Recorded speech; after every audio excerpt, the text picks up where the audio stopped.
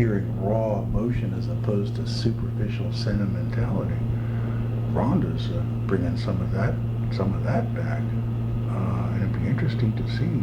I mean, I would like to know how that whole record was put together. Yeah, I don't know. I would like to have been there while that record was being done and while the Dolly Parton record was being done, because in different ways, although with some interrelationships, those are very artistically strong products, and they've got the emotional content, and you can do anything you want to bluegrass, but as long as I can keep hearing that naked devotion, I'm going to keep coming back.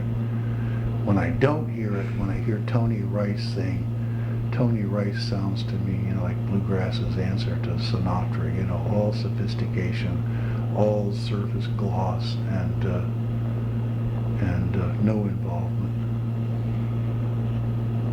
Rounder, I think This is for publication. I don't care. All right. Talking to the tape recorder. Yeah, really.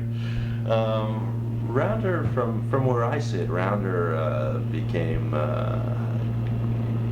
king and queen of the rootsy independence. It sort of bypassed County and Rebel, and Will King and Starday were on their last legs or gone by the time they started. I don't recall, but it sort of it stepped into a slot where County was putting out records, and it became something much bigger than that.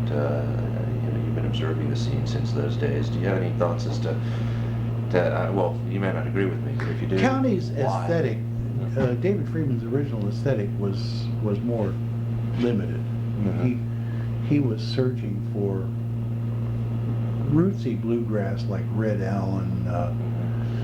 Those Joe Green fiddle records were about as modern as Uptown as he got. Yeah. Rounder had room for all of that and more. Rebel was something that Dave didn't inherit until the late 70s, early 80s, Right. around about that time, when Dick Freeland decided to go out of the record biz. And then the Sugar Hill operation grew out of that. Sugar Hill has been the most eclectic of the three. Probably had the greatest number of good-selling records. I mean, Barry Pause, who just loves all kind of old music himself, has a very astute ear, production sense, and good marketing. A lot of good things go on at that place. I would say Sugar Hill is Rounder's closest rival, and I'd say in terms of strictly bluegrass, on any given day, one of them's going to be up and one of them's going to be down, but that position will soon be reversed. Fortunately, the world is big enough for both of them. But Rebel tends to record nice but sort of second echelon bluegrass bands. People that are starting out.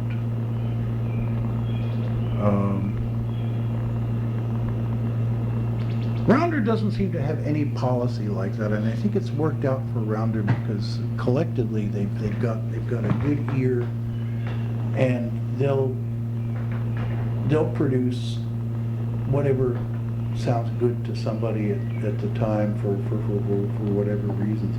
I have no idea how much they listen to their staff people, but I have the feeling that people like Scott Billington, who's been very aggressively out there after modern electric blues, after the high-powered Zydeco bands and those kinds of things. I think they trust him because I think this is someone I've never met. I've never talked to any of them. I'm just judging by the product I see. Right. I think that he's got enough intuition and smarts and everything that he gets to go about what he's going to do, and they know that they're going to get a good product. Right.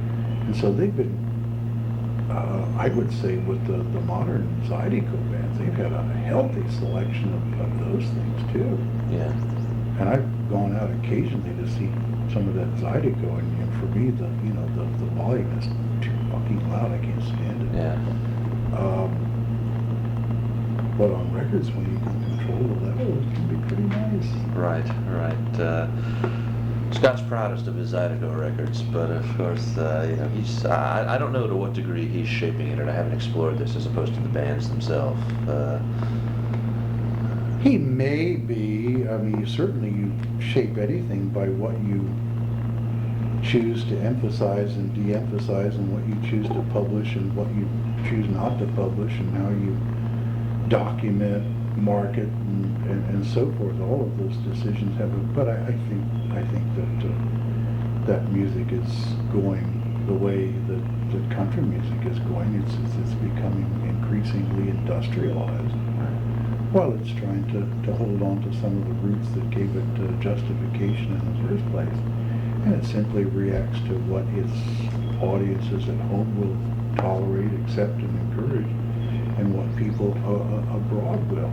And I don't think there's too much difference in that. I mean, you could send out Dewey Balfa's honky-tonk band with the drums and electric bass and the amplified fiddle and accordion. Nobody'd think twice about that. So, the Zydeco bands go out as very high-tech units as well, and people don't mind having their eardrums blasted out.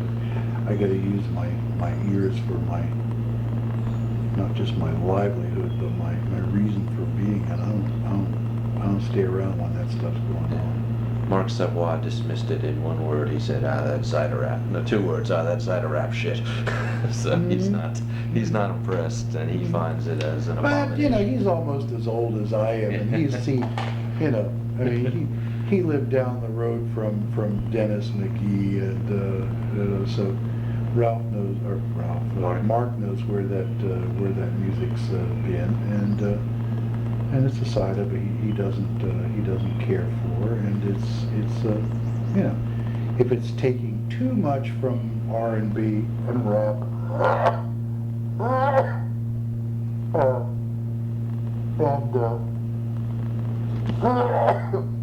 and techno, it'll either pull back or somebody will come along that's their equivalent of the Johnson Mountain Boys, and start bringing those other elements to the foreground again, and the old tensions fold back in upon themselves and resolve, and then a new set of tensions arrive. But basically, it's always about tradition versus commerce versus industrialization, and Rounder is certainly content and has been intelligent enough to have it both ways. That's one company that's not identified with any single kind of music. I mean, yeah, they don't do classical music, yeah, they don't do jazz, but anything else in the in the pop, the broader popular music spectrum, I guess outside of the showbiz and that kind of thing, is it's fair game for them. And who knows? I mean, if they'd set out consciously to do that, whether they would have or not. And I think it's meant that they probably put out a lot of music that's fallen into the Bermuda Triangle. But the balance has been that the rest of it has done okay. And the market response to what they've done in the last 30 years has certainly justified any and all of it, especially for someone like me, whom the popular records allow to produce things that we all know are not going to be popular, and we just go ahead and do them anyway.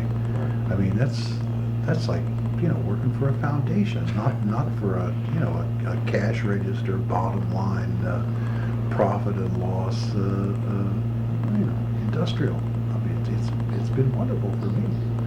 I don't have to sit down and write huge applications. I just submit a record and, a few months later, it's sitting out there. And one or two people tell me it's pretty good. And that's it. I go off to do the next. Well, I couldn't have